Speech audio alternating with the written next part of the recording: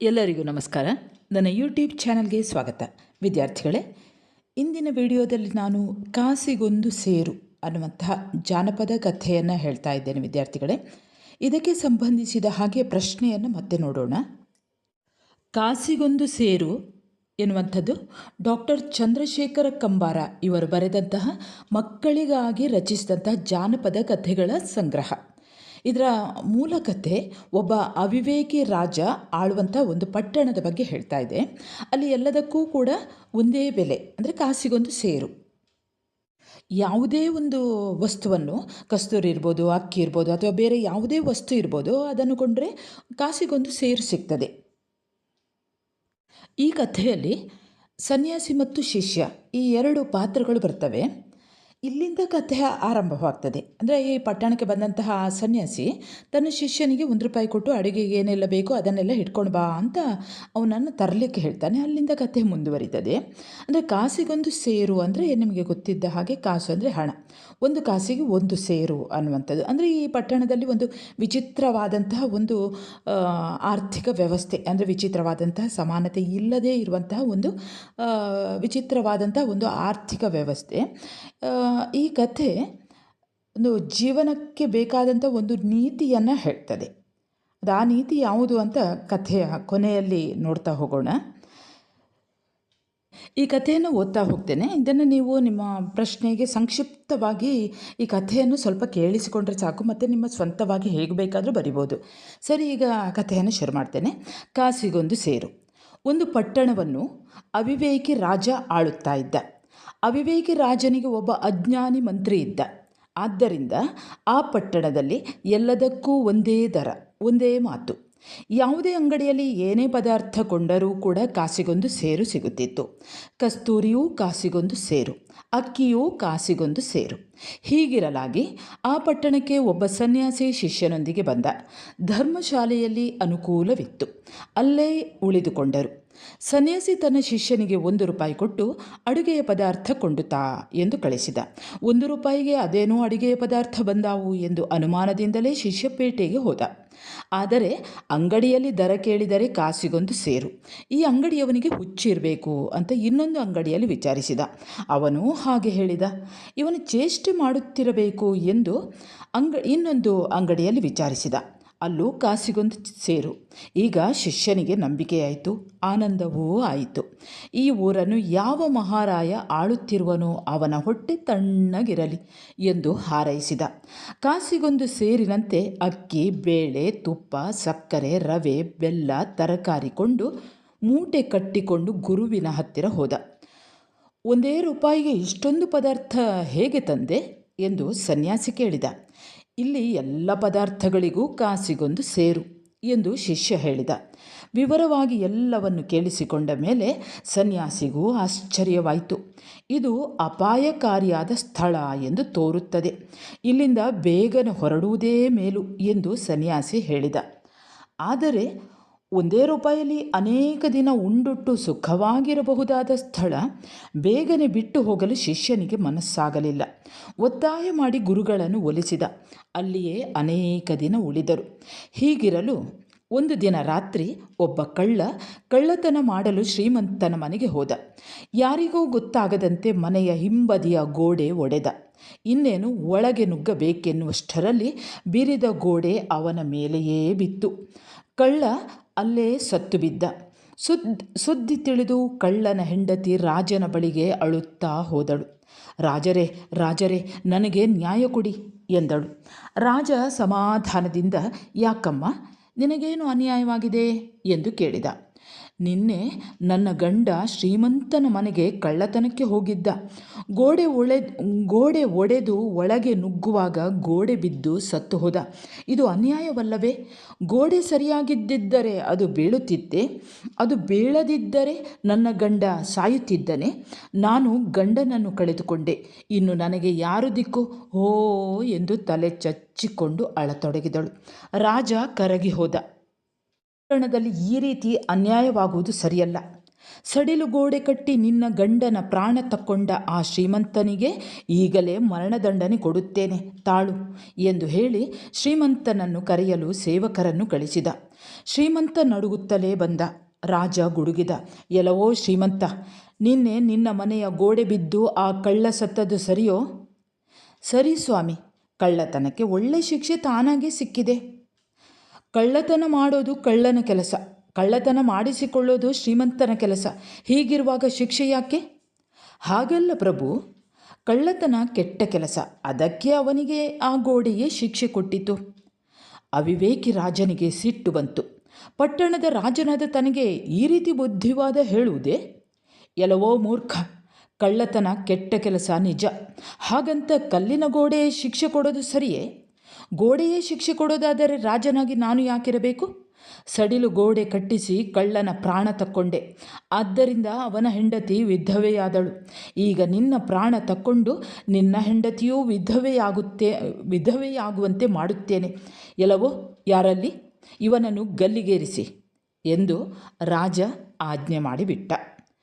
ಶ್ರೀಮಂತನಿಗೆ ತಾನು ಮಾತನಾಡಿದ ತಪ್ಪಿನ ಅರಿವಾಯಿತು. ತಡ ಮಾಡಿದರೆ ಅಪಾಯವೆಂದು ತಕ್ಷಣ ರಾಜನ ಕಾಲಿಗೆ ಬಿದ್ದು, ಮಹಾಪ್ರಭು, ತಮ್ಮಂಥ ನ್ಯಾಯನಿಷ್ಠರ ರಾಜ್ಯದಲ್ಲಿ ನನ್ನಂಥವರಿಗೆ ಅನ್ಯಾಯವಾಗುವುದು ತರವಲ್ಲ. ಆ ಗೋಡೆ ಕಟ್ಟಿದವನು ನಾನಲ್ಲ, ಉಪ್ಪಾರ. ಅವನೇ ಆ ಗೋಡೆಯನ್ನು ಸರಿಯಾಗಿ ಕಟ್ಟಿದ್ದರೆ ಕಳ್ಳ ಸಾಯುತ್ತಿರಲಿಲ್ಲ. ಈ ತಪ್ಪು ಆ ಉಪ್ಪಾರನದು. ಶಿಕ್ಷೆ ಸಲ್ಲಬೇಕಾದ್ದು ಅವನಿಗೆ ಪ್ರಭು ಎಂದ. ಹೌದಲ್ಲ, ಅನ್ಯಾಯವಾಗಿ ಶ್ರೀಮಂತನಿಗೆ ಮರಣದಂಡನೆ ಆಗುತ್ತಿತ್ತಲ್ಲ ಎನಿಸಿತು ರಾಜನಿಗೆ. ಎಲವೋ, ಇವನನ್ನು ಬಿಟ್ಟು ಆ ಉಪ್ಪಾರನನ್ನು ಎಳೆದುಕೊಂಡು ಬನ್ನಿರಿ ಎಂದು ಆಜ್ಞೆ ಮಾಡಿದ. ಆ ಉಪ್ಪಾರನನ್ನು ಎಳೆದು ತಂದರು. ಎಲವೋ, ಈ ಶ್ರೀಮಂತರ ಮನೆ ಕಟ್ಟಿದವು ನೀನೇ ತಾನೆ? ಹೌದು ಸ್ವಾಮಿ. ಆ ಮನೆಯ ಗೋಡೆ ಸಡಿಲು ಕಟ್ಟಿದ್ದರಿಂದ ಅದು ಬಿದ್ದು ಕಳ್ಳನ ಪ್ರಾಣ ಹೋಯಿತು. ಆದ್ದರಿಂದ ನಿನಗೆ ಮರಣದಂಡನೆ ವಿಧಿಸಿದ್ದೇನೆ. ಈತನನ್ನು ಎಳೆದೊಯ್ಯಿರಿ ಎಂದು ರಾಜ ಆಜ್ಞೆ ಮಾಡಿದ. ಉಪ್ಪಾರ ತಬ್ಬಿಬ್ಬಾದ. ಈಗ ತಡ ಮಾಡಿದರೆ ಅಪಾಯ ಎಂದುಕೊಂಡು ಕೂಡಲೇ ರಾಜನ ಕಾಲು ಹಿಡಿದು ಹೇಳಿದ, ಸ್ವಾಮಿ, ನಾನು ಸಡಿಲು ಗೋಡೆ ಕಟ್ಟಿದ್ದು ನಿಜ, ಆದರೆ ಅದಕ್ಕೆ ಕಾರಣವಿದೆ. ನಾನು ಗೋಡೆ ಕಟ್ಟುವ ಕಾಲಕ್ಕೆ ಈ ಊರಿನ ನರ್ತಕಿ ಅಲ್ಲೇ ಹಾದು ಹೋಗುತ್ತಿದ್ದಳು. ಅವಳ ಮೇಲೆ ನನ್ನ ದೃಷ್ಟಿ ಬಿದ್ದುದರಿಂದ ಗೋಡೆಯ ಕಡೆ ನೋಡಲಾಗಲಿಲ್ಲ. ಅವಳೇ ಅಲ್ಲಿ ಹಾಯದಿದ್ದರೆ ನಾನು ಅವಳ ಕಡೆ ನೋಡುತ್ತಿರಲಿಲ್ಲ. ಗೋಡೆ ಸಡಿಲಾಗುತ್ತಿರಲಿಲ್ಲ. ಆದ್ದರಿಂದ ತಪ್ಪು ಅವಳದೇ. ಶಿಕ್ಷೆ ಆಗಬೇಕಾದದ್ದು ಅವಳಿಗೆ. ನ್ಯಾಯವೆಂದರೆ ಇದಲ್ಲವೇ ಸ್ವಾಮಿ? ರಾಜನಿಗೆ ಉಪ್ಪಾರನ ಮಾತು ಸರಿಯೆನಿಸಿತು. ಕೂಡಲೇ ಅವನನ್ನು ಬಿಡಿಸಿ ಆ ನರ್ತಕಿಯನ್ನು ಕರೆದು ತರಲು ಆಜ್ಞೆ ಮಾಡಿದ. ನರ್ತಕಿಗೆ ದಾರಿಯಲ್ಲೇ ಎಲ್ಲ ವಿಷಯ ಗೊತ್ತಾಯಿತು. ಓಡಿ ಬಂದು ರಾಜನಿಗೆ ಅಡ್ಡ ಬಿದ್ದು ಹೇಳಿದಳು, ಪ್ರಭು, ಈ ಉಪ್ಪಾರ ಗೋಡೆ ಕಟ್ಟುವಲ್ಲಿ ನಾನು ಹಾದು ಹೋಗುತ್ತಿದ್ದದ್ದು ನಿಜ, ಆದರೆ ಅದಕ್ಕೆ ಕಾರಣ ಇದೆ. ಅಕ್ಕಸಾಲಿಯ ಹತ್ತಿರ ನಾನೊಂದು ಆಭರಣ ಮಾಡಿಸಲಿಕ್ಕೆ ಕೊಟ್ಟಿದ್ದೆ. ಅವನು ಈಗ ಬಾ, ಆಗ ಬಾ, ನಾಳೆ ಬಾ ಅಂತ ಅಲೆದಾಡಿಸ್ತಿದ್ದ. ಅವನೇ ಹೇಳಿದ ಸಮಯಕ್ಕೆ ಆಭರಣ ಕೊಟ್ಟಿದ್ದರೆ ನಾನಲ್ಲಿ ಹಾಯುತ್ತಿರಲಿಲ್ಲ. ನಾನು ಹಾಯದಿದ್ದರೆ ಉಪ್ಪಾರ ಸರಿಯಾಗಿ ಗೋಡೆ ಕಟ್ಟುತ್ತಿದ್ದ. ಗೋಡೆ ಸರಿಯಾಗಿದ್ದರೆ ಅದು ಬೀಳುತ್ತಿರಲಿಲ್ಲ, ಕಳ್ಳ ಸಾಯುತ್ತಿರಲಿಲ್ಲ. ಈ ತಪ್ಪು ಅಕ್ಕಸಾಲಿಯದಲ್ಲವೇ ಪ್ರಭು? ರಾಜನಿಗೆ ನರ್ತಕಿಯ ಮಾತು ಸರಿ ತೋರಿತು. ಕೂಡಲೇ ಅಕ್ಕಸಾಲಿಗೆ ಕರೆ ಹೋಯಿತು. ಅಕ್ಕಸಾಲಿಗೂ ದಾರಿಯಲ್ಲೇ ವಿಷಯ ಗೊತ್ತಾಯಿತು. ಅವನೂ ಓಡಿ ಬಂದು ರಾಜನಿಗೆ ಅಡ್ಡಬಿದ್ದು ಹೇಳಿದ, ಮಹಾಪ್ರಭು, ಆ ನರ್ತಕಿಯ ಆಭರಣವನ್ನು ನಾನು ಹೇಳಿದ ಸಮಯಕ್ಕೆ ಕೊಡಲಿಲ್ಲ ನಿಜ, ಆದರೆ ಅದಕ್ಕೆ ಕಾರಣ ಇದೆ. ಇದ್ದಿಲು ಕೊಡುವವನು ಸಕಾಲಕ್ಕೆ ಇದ್ದಿಲು ಪೂರೈಸಲಿಲ್ಲ. ಅವನೇ ಸಕಾಲಕ್ಕೆ ಇದ್ದಿಲು ಕೊಟ್ಟಿದ್ದರೆ ನಾನು ಹೇಳಿದ ಸಮಯಕ್ಕೆ ಆಭರಣ ಕೊಡುತ್ತಿದ್ದೆ. ಆಭರಣ ಕೊಟ್ಟಿದ್ದರೆ ಅವಳು ಅಲ್ಲಿ ಹಾಯುತ್ತಿರಲಿಲ್ಲ. ಉಪ್ಪಾರ ಅವಳನ್ನು ನೋಡದೆ ಗೋಡೆ ಸರಿಯಾಗಿ ಕಟ್ಟುತ್ತಿದ್ದ. ಗೋಡೆ ಸರಿಯಾಗಿದ್ದಿದ್ದರೆ ಅದು ಬೀಳುತ್ತಿರಲಿಲ್ಲ, ಕಳ್ಳ ಸಾಯುತ್ತಿರಲಿಲ್ಲ. ಹೀಗಾಗಿ ತಪ್ಪು ಆ ಇದ್ದಿಲು ಕೊಡುವವನದು. ಆದ್ದರಿಂದ ಶಿಕ್ಷೆ ಆಗಬೇಕಾದ್ದು ಅವನಿಗಲ್ಲವೇ ಪ್ರಭು? ರಾಜನಿಗೆ ಅಕ್ಕಸಾಲಿಯ ವಾದವೂ ಸರಿ ಎನಿಸಿತು. ಕೂಡಲೇ ಇದ್ದಿಲು ಮಾರುವವನನ್ನು ಕರೆತರಲು ಆಳುಗಳನ್ನು ಅಟ್ಟಿದ. ಆದರೆ ಅವನು ಅರೆಹುಚ್ಚ, ಬಡಕಲು ಶರೀರದವ, ಇದ್ದಿಲು ವರ್ಣದವ. ಹೀಗಾಗಿ ತನ್ನ ತಪ್ಪನ್ನು ಇನ್ನೊಬ್ಬರ ಮೇಲೆ ಹಾಕಿ ಪಾರಾಗುವುದು ಅವನಿಗೆ ಸಾಧ್ಯವೇ ಇರಲಿಲ್ಲ. ರಾಜನ ಆಳುಗಳು ಹಿಡಿದು ತಂದಾಗ ಹರಕೆಯ ಕುರಿಯ ಹಾಗೆ ಸುಮ್ಮನೆ ಬಂದ. ರಾಜನ ಮುಂದೆ ನಿಂತ.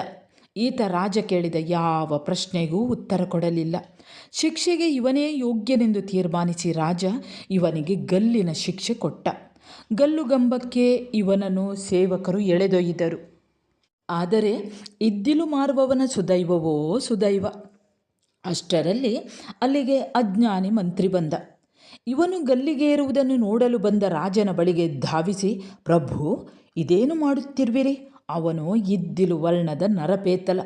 ನಮ್ಮ ರಾಜರು ಈತನಕ್ಕೆ ಏನೇ ಮಾಡಿದರೂ ಚಂದ ಚಂದದ ಕೆಲಸಗಳನ್ನೇ ಮಾಡಿದರು. ಈಗ ಈ ಕರಿಯನನ್ನು ಗಲ್ಲಿಗೆ ಹಾಕುವುದು ತಮಗೆ ಎಷ್ಟೂ ಶೋಭಿಸುವುದಿಲ್ಲ. ಆದ್ದರಿಂದ ಈತನ ಬದಲು ದಷ್ಟಪುಷ್ಟವಾಗಿ ಕೊಬ್ಬಿದವರನ್ನು ಗಲ್ಲಿಗೇರಿಸಿದರೆ ಚಂದವಲ್ಲವೇ ಪ್ರಭು ಎಂದ. ರಾಜನಿಗೆ ಮಂತ್ರಿಯ ಮಾತೇ ಯೋಗ್ಯವೆಂದು ತೋರಿತು. ಸಕಾಲಕ್ಕೆ ತನ್ನ ರಾಜ್ಯದ ಸತ್ಸಂಪ್ರದಾಯ ನೆನಪಿಸಿದ್ದಕ್ಕೆ ಕೃತಜ್ಞತೆ ಹೇಳಿದ.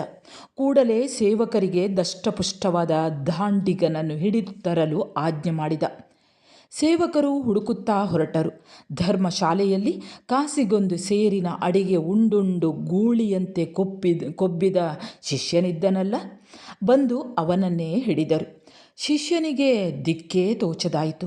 ಗುರುಗಳೇ, ಇದೇನೆಂದು ಸನ್ಯಾಸಿಯನ್ನು ಕೇಳಿದ. ಸನ್ಯಾಸಿ ನಗುತ್ತಾ, ಇದು ಕಾಸಿಗೊಂದು ಸೇರಪ್ಪ ಎಂದ. ಶಿಷ್ಯನನ್ನು ಹೇಗಾದರೂ ಮಾಡಿ ಉಳಿಸಬೇಕೆಂದು ಸನ್ಯಾಸಿ ಶಿಷ್ಯನ ಕಿವಿಯಲ್ಲಿ ಒಂದು ಉಪಾಯ ಹೇಳಿದ. ಶಿಷ್ಯನನ್ನು ಎಳೆದೊಯ್ದರು. ಒಬ್ಬ ಕೊಬ್ಬಿದ ಆಸಾಮಿಯೇ ಸಿಕ್ಕನಲ್ಲ ಎಂದು ರಾಜ ಮಂತ್ರಿ ಇಬ್ಬರಿಗೂ ಸಂತೋಷವಾಯಿತು. ಗುರು ಉಪಾಯ ಹೇಳಿಕೊಟ್ಟಿದ್ದರಿಂದ ಶಿಷ್ಯ ನಿಶ್ಚಿಂತನಾಗೇ ಇದ್ದ. ಅವನ ನೆಮ್ಮದಿ ನೋಡಿ ರಾಜನಿಗೆ ಇನ್ನೂ ಆನಂದವಾಯಿತು. ಇಂಥ ಬುದ್ಧಿ ತನ್ನ ಪ್ರಜೆಗಳಿಗೆ ಎಂದು ಬರುವುದೋ ಎಂದುಕೊಂಡ. ಗಲ್ಲಿಗೇರಿಸುವ ಸುದ್ದಿ ತಿಳಿದು ನೋಡುವುದಕ್ಕೆ ಜನ ಸೇರಿದರು. ಇನ್ನೇನು ಶಿಷ್ಯನನ್ನು ಗಲ್ಲಿಗೇರಿಸಬೇಕು. ಅಷ್ಟರಲ್ಲಿ ಜನರನ್ನು ಆಚೀಚೆ ತಳ್ಳಿ ಸನ್ಯಾಸಿ ಬಂದ. ರಾಜರ ಮುಂದೆ ಕೈ ಮುಗಿದು, ಪ್ರಭು, ದಯಮಾಡಿ ನನ್ನನ್ನು ಮೊದಲು ಗಲ್ಲಿಗೇರಿಸಿ ಎಂದ. ಶಿಷ್ಯ ಕೋಪಗೊಂಡಂತೆ ನಟಿಸುತ್ತಾ, ಸಾಧ್ಯವಿಲ್ಲ, ನೀವು ಹಿಡಿದು ತಂದದ್ದು ನನ್ನನ್ನೇ ಮೊದಲು ಗಲ್ಲಿಗೇರಿಸಿ ಪ್ರಭು ಎಂದು ಅವಸರ ಮಾಡಿದ. ಹೀಗೆ ಗುರು ಶಿಷ್ಯರಿಬ್ಬರು ನಾ ಮೊದಲು ತಾ ಮೊದಲು ಎಂದು ಜಗಳಾಡತೊಡಗಿದರು. ಒಬ್ಬರನ್ನೊಬ್ಬರು ಹಿಂದೆ ತಳ್ಳಿ ಗಲ್ಲಿಗೆ ಕತ್ತು ಕೊಡಲು ಪ್ರಯತ್ನಿಸತೊಡಗಿದರು. ರಾಜ ಮಂತ್ರಿ ಇಬ್ಬರಿಗೂ ದಿಗಿಲಾಯಿತು. ಸಾಮಾನ್ಯವಾಗಿ ಗಲ್ಲಿಗೇರುವಾಗ ಜನ ಅಳುತ್ತಾರೆ, ಇಲ್ಲ ಪಾರಾಗಲು ಪ್ರಯತ್ನಿಸುತ್ತಾರೆ. ಇವರು ಹೀಗೆ ನಾ ಮುಂದೆ ತಾ ಮುಂದೆ ಎಂದು ಜಗಳಾಡುತ್ತಾರಲ್ಲ, ಏನು ಕಾರಣವಿದ್ದೀತು ಎಂದು ರಾಜ ಕೇಳಿದ. ಅದಕ್ಕೆ ಸನ್ಯಾಸಿ, ಪ್ರಭು, ಈ ದಿನ ಯಾರು ಮೊದಲು ಗಲ್ಲಿಗೇರಿ ಸಾಯುವರೋ ಅವರು ಮುಂದಿನ ಜನ್ಮದಲ್ಲಿ ನಿಮ್ಮ ಮಗನಾಗಿ ಹುಟ್ಟಿ ರಾಜರಾಗುತ್ತಾರೆ. ಅನಂತರ ಗಲ್ಲಿಗೇರಿದವನು ಮಂತ್ರಿಯಾಗುತ್ತಾರೆ. ಇವ ನೋಡಿ ನನ್ನ ಶಿಷ್ಯ, ಗುರುವಿನ ಬಗ್ಗೆ ಸ್ವಲ್ಪವಾದರೂ ಗೌರವ ಭಾವನೆ ಬೇಡವೇ? ತಾನೇ ರಾಜನಾಗಬೇಕೆನ್ನುತ್ತಾನೆ. ನೀವಾದರೂ ಬುದ್ಧಿ ಹೇಳಿ ಎಂದ. ಅವಿವೇಕಿ ರಾಜನ ತಲೆಯಲ್ಲಿ ತಕ್ಷಣ ಮಿಂಚು ಹೊಳೆಯಿತು. ಎಲ್ಲಾ ಮಂತ್ರಿ, ನೋಡಿದೆಯಾ ಈ ಗುರು ಶಿಷ್ಯರ ಕುತಂತ್ರವನ್ನು? ತನ್ನ ತರುವಾಯ ಇನ್ನೊಬ್ಬರೇಕೆ ರಾಜನಾಗಬೇಕು? ನಾನೇ ನನ್ನ ಮಗನಾಗಿ ಹುಟ್ಟಿ ಮತ್ತೆ ನಾನೇ ರಾಜನಾಗುತ್ತೇನೆ. ನನ್ನನ್ನೇ ಮೊದಲು ಗಲ್ಲಿಗೇರಿಸಿ ಎಂದ. ಮಂತ್ರಿಯೇನು ಕಡಿಮೆ, ಅಜ್ಞಾನಿ ತಾನೆ? ನಮ್ಮ ರಾಜರೇ ಮುಂದಿನ ಜನ್ಮದಲ್ಲಿ ರಾಜರಾಗುವುದಾದರೆ ನಾನೇ ಮುಂದಿನ ಜನ್ಮದಲ್ಲಿ ಮಂತ್ರಿಯಾಗುತ್ತೇನೆ. ರಾಜರ ತರುವಾಯ ನನ್ನನ್ನು ಗಲ್ಲಿಗೇರಿಸಿ ಎಂದ. ಸರಿ, ರಾಜಾಜ್ಞೆಯಂತೆ ಮೊದಲು ರಾಜನನ್ನು ಆಮೇಲೆ ಮಂತ್ರಿಯನ್ನು ಗಲ್ಲಿಗೇರಿಸಿದರು. ಅವರಿಬ್ಬರು ಈ ರೀತಿ ಸತ್ತು ಹೋದ ಮೇಲೆ ಸನ್ಯಾಸಿಯೇ ರಾಜನಾದ, ಶಿಷ್ಯನೇ ಮಂತ್ರಿಯಾದ. ಜನ ಸುಖವಾಗಿದ್ದರು. ಈ ಜನಪದ ಕಥೆಗೆ ಸಂಬಂಧಿಸಿದ ಹಾಗೆ ಪ್ರಶ್ನೆ ಈ ರೀತಿ ಬರಬಹುದು. ವಿವೇಕ ಮತ್ತು ಪ್ರಜ್ಞೆಯಿಂದ ಬದುಕುವ ಮಾರ್ಗವನ್ನು ಕಾಸಿಗೊಂದು ಸೂರು ಕಥೆಯಲ್ಲಿ ಹೇಗೆ ನಿರೂಪಿಸಲಾಗಿದೆ ವಿವರಿಸಿರಿ. ಅಥವಾ ಕಾಸಿಗೊಂದು ಸೂರು ಕಥೆಯ ಸ್ವಾರಸ್ಯವನ್ನು ಬರೆಯಿರಿ ಅನ್ನುವಂಥ ಪ್ರಶ್ನೆ ಬರ್ಬೋದು. ಸರಿ ವಿದ್ಯಾರ್ಥಿಗಳೇ, ಮುಂದೆ ಇನ್ನೊಂದು ಹೊಸ ಪಾಠದೊಂದಿಗೆ ಮತ್ತೆ ಬರುತ್ತೇನೆ. ಅಲ್ಲಿಯವರೆಗೆ ನಮಸ್ಕಾರ.